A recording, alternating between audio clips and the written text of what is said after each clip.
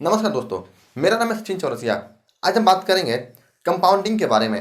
Compounding क्या होता है और ये काम कैसे करता है, स्टॉक मार्केट में कंपाउंडिंग कैसे काम करता है। सबसे पहले बात करते हैं कंपाउंडिंग क्या होता है।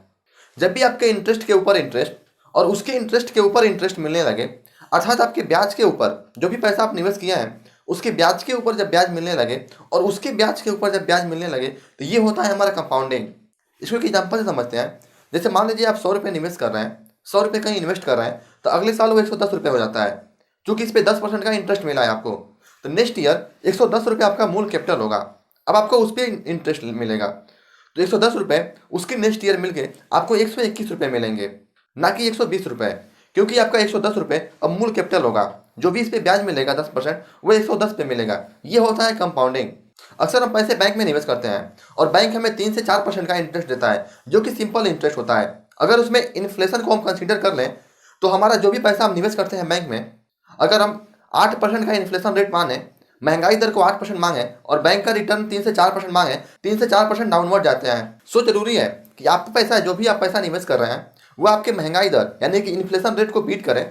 और इसमें सबसे ज़्यादा जरूरी है कि जहाँ भी पैसा निवेश कर रहे हैं आप, वहाँ पे आपको इंटरेस्ट कंपाउंड के फॉर्म में मिल रहा हो, आपके पैसे कंपाउंडिंग हो रहा हो। इसके लिए कोई बहुत ज़्यादा एजुकेशन की जरूरत नहीं है। इसके लिए स्मार्ट होना जरूरी है, हाईली एजुकेटेड होना जरूरी नहीं है। अगर आप थोड़े से आपके पास फाइनेंशियल नॉलेज है और समझते हैं, तो आप कंपाउंडिंग इंटरेस्ट को बहुत आसानी से समझ सकते हैं और अपने पैसे को बहुत ही आसानी से निवेश कर सकते हैं। चलिए एग्जाम्पल से समझते हैं कि अगर आप पैसे बैंक में निवेश करते हैं, अगर कहीं भी ऐसा जगह निवेश करते हैं जहाँ पे आपको सिंपल इंटरेस्ट मिल रहा है, और कई ऐसे जगह निवेश करते हैं जहाँ आपके पैसे कंपाउंडिंग हो रहे हैं, जहाँ आपको कंपाउंड इंटरेस्ट मिल रहा है, तो डिफरेंस क्या है दोनों में, कितना डिफरेंस देखने को मिलता है, और लॉन्ग टर्म में जाने पे कितना ज़्यादा क्या फिगर आपको मिलेगा, कितना ज़्यादा डिफरेंस देखने को मिलेगा। जब भी आप पैसे निवेश करते हैं तो आपके पास दो रास्ते हैं। या तो पैसे आप बैंक में रख सकते हैं, या तो पैसे आप किसी ऐसे ऐसे जगह पर रख सकते हैं जहाँ पे आपको कंपाउंड इंटरेस्ट मिले, जहाँ पे आपके ब्याज के ऊपर ब्याज मिले। चलिए इसका एक एग्जांपल करके देखते हैं कि सिंपल इंटरेस्ट में और कंपाउंड इंटरेस्ट में अंतर क्या आता है। लेट से अगर हम एग्जांपल देखें, अगर मान लीजिए आपके पास इनिशियल अमाउंट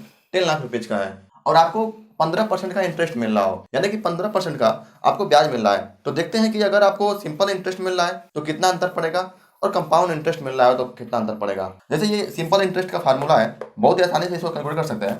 अगर आपके पास प्रिंसिपल अमाउंट 10 लाख रुपए है, तो 15% के हिसाब से आपके साल के पहले साल के अंत में आपको 11,50,000 के आसपास मिलेगा।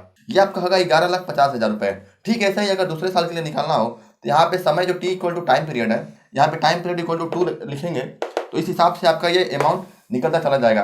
तो अगर मान लीजिए कि 2020 के स्टार्टिंग में आप किसी बैंक में निवेश कर रहे हैं या किसी ऐसे जगह पे निवेश करते हैं जहाँ पे आपको सिंपल इंटरेस्ट मिल रहा है, तो 2020 के लास्ट में आपको 11,50,000 के आसपास मिलेगा। 21 में आपको 13 लाख रुपए आपके अमाउंट होंगे। 22 में आपको 14,50,000 के आसपास आपका अमाउंट होगा।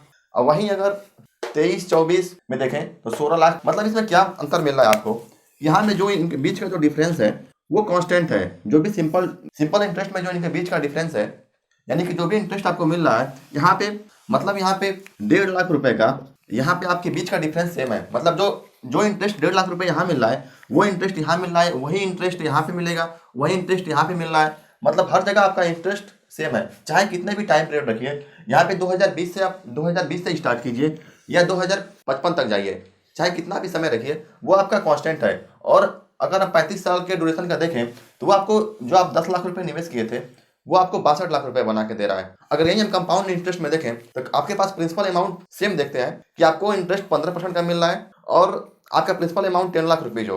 तो अगर इसका देखें हम, इसका सीधा सा फार्मूला होता है, ये फ्यूचर वैल्यू इक्वल टू, ये हो गया आपका प्रिंसिपल अमाउंट, ये आर इक्वल टू रेट और N equal to time period. तो यहाँ से आप निकालेंगे तो एन इक्वल टू अगर 1 रखते हैं तो यहाँ पे 11,50,000 रुपए होते हैं। यानी कि पहले साल के अंत में आपको इतने रुपए मिलने वाले हैं जो आपको यहाँ दिखाया गया है। लेकिन ठीक है, ऐसे ही अगर आप दूसरे साल के लिए निकालेंगे तो जो ये फार्मूला है, यहाँ पे एन इक्वल टू 2 रखते जाएंगे। तीसरे साल के लिए एन इक्वल टू 3, चौथे साल के लिए एन इक्वल टू 4। जितने भी साल के लिए निकालना हो तो एन इक्वल टू आप 1, 2, 3 जितने भी निकालना हो यहाँ पे बहुत आसानी से रख के यहाँ पे कैलकुलेट कर सकते हैं।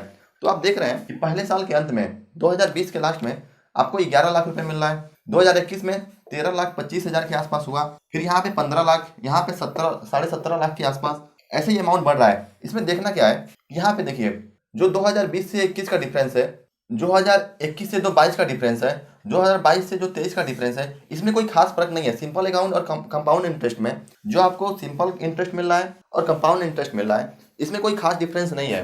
क्योंकि अगर हम थोड़ा सा समय टाइम पीरियड बढ़ा रहे हैं तो यहाँ पे देखिए, यहाँ पे 16 लाख रुपए हुए हैं, यहाँ पे 17.5 लाख रुपए है। यहाँ पे इतना डिफरेंस देखने को मिला, लेकिन यहाँ पे 13 लाख रुपए, यहाँ पे 13,25,000 रुपए। तो यहाँ पे कोई खास डिफरेंस देखने को नहीं मिला। लेकिन अगर हम इसी को अगर 45 में देखें, मान लीजिए कि आप 2020 में निवेश कर रहे हैं और 45 में अगर आपको देखना हो, यानी कि 25 सालों बाद आप देख रहे हैं कि सिंपल इंपाउंड और कंपाउंड इंटरेस्ट में क्या डिफरेंस मिलता है, तो सिंपल इंपाउंड से आपको 47 लाख के आसपास मिल रहा है। लेकिन ये अगर कंपाउंड इंटरेस्ट आप देखेंगे तो ये आपको 3.29, यानी कि राउंड फिगर में देखें तो 3.3 करोड़ के आसपास आपके पैसे बनेंगे उसी पैसे से। लेकिन थोड़ा सा और टाइम पीरियड बढ़ा के देखते हैं। जैसे मान लीजिए कि हम 55 में देख रहे हैं, यानी कि 35 साल के टाइम पीरियड में अगर हम देखें तो 55 में आपका यहाँ पे 62 लाख रुपए सिंपल इंटरेस्ट से मिल रहा है, वहीं आपको 13.33, और राउंड फिगर में देखें तो हम 13 से 14 करोड़ मान सकते हैं कि इतना पैसा आपको लगभग 35 सालों में, जो आपने 10 लाख रुपए जमा किए थे, वो आपको 13 करोड़ रुपए मिल रहे हैं। ये होता है कंपाउंडिंग का कमाल। क्योंकि कंपाउंडिंग जितना ही लॉन्ग पीरियड में बढ़ाते हैं उतना ही ज़्यादा मैटर करता है, उतना ही ज़्यादा आपको अमाउंट बना के देता है। अब सवाल ये उठता है कंपाउंड किस पे डिपेंड कर रहा है। तो यहाँ पे आप देख रहे हैं ये होता है कंपाउंडिंग का फार्मूला। तो कंपाउंड जनरली दो चीज़ों पर डिपेंड कर रहा है। एक आपका जो प्रिंसिपल अमाउंट जिसपे आप इन्वेस्ट कर रहे हैं, जो आप स्टार्टिंग में दे रहे हैं, वो आपका प्रिंसिपल अमाउंट पर डिपेंड कर रहा है। दूसरा आपके रेट पे डिपेंड कर रहा है। और तीसरा सबसे ज़्यादा डिपेंड करता है वो यन यानी कि टाइम पीरियड पर डिपेंड कर रहा है। जितना ज़्यादा आप टाइम पीरियड देंगे इसको, उसकी कंपाउंडिंग उतनी ही ज़्यादा होगी। अगर यहाँ से हम देखें तो जो कंपाउंडिंग है आपका मेनली किस पर डिपेंड कर रहा है, यहाँ से आप देख सकते हैं कि कंपाउंडिंग का फार्मूला है। कंपाउंडिंग डिपेंड किस पे कर रहा है, आपके प्रिंसिपल अमाउंट पे जो आपने पहले निवेश किए उस पर डिपेंड कर रहा है। आर जो कि रेट है उस पर डिपेंड कर रहा है, कितना % आपको इंटरेस्ट रेट मिल रहा है इस पर डिपेंड कर रहा है। और टाइम पीरियड, कितना टाइम पीरियड पे आप निवेश कर रहे हैं, कितने टाइम पीरियड के लिए निवेश कर रहे हैं, इस पर डिपेंड कर रहा है। जनरली कोई भी कंपाउंडिंग अगले 5-6 सालों तक आपको समझ में नहीं आता है। सिंपल इंटरेस्ट और कंपाउंड इंटरेस्ट में कोई ज़्यादा डिफरेंस आपको देखने को नहीं मिलेगा। लेकिन जैसे ही आप टाइम पीरियड बढ़ाते जाएंगे वैसे ही आपको कंपाउंडिंग का असर देखने को मिलता है। चाहे कोई भी टॉपिक हो, हर चीज़ों की कुछ अच्छाइयाँ होती हैं, कुछ बुराइयाँ होती हैं, उससे कुछ एडवांटेज होते हैं, कुछ डिसएडवांटेज होते हैं।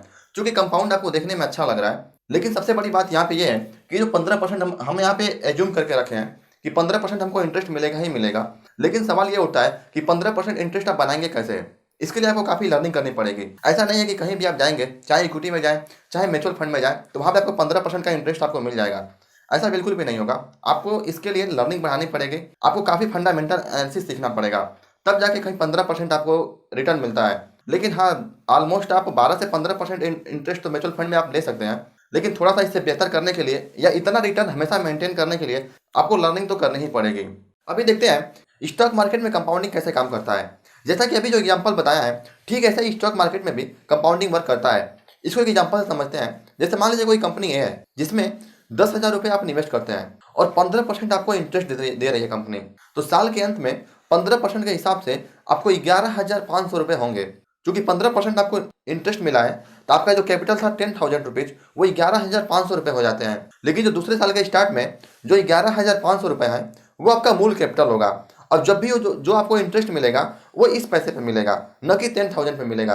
तो इस हिसाब से 11,500 यानी कि 11,500 रुपीज़ पे अगर 15% का इंटरेस्ट जोड़ लें तो नेक्स्ट ईयर के लास्ट में 13,225 रुपये यानी कि 13,225 रुपीज़ मिलता है। ये होता है कंपाउंडिंग। ठीक ऐसे ही कंपाउंडिंग आगे काम करता है। अब ये 13,225 रुपये अगले साल के लिए मूल कैपिटल होंगे और जो भी इंटरेस्ट लगेगा अब इस पैसे पे लगेगा। तो इस हिसाब से आप देख रहे हैं कि कंपाउंडिंग लॉन्ग टर्म में ज़्यादा काम कर रहा है। सिंपल इंटरेस्ट और कंपाउंड इंटरेस्ट को अगर कंपेयर करके देखें तो स्टार्टिंग के 4-5 सालों तक या 6 सालों तक दोनों में कोई ज़्यादा डिफरेंस नहीं है, दोनों के इंटरेस्ट रेट में कोई ज़्यादा डिफरेंस नहीं है। लेकिन जैसे ही लॉन्ग टर्म में आप जा रहे हैं, जैसे ही आप ड्यूरेशन बढ़ा रहे हैं अपने निवेश की, दोनों का जो रिटर्न मिल रहा है उसमें काफ़ी ज़्यादा डिफरेंस देखने को मिल रहा है।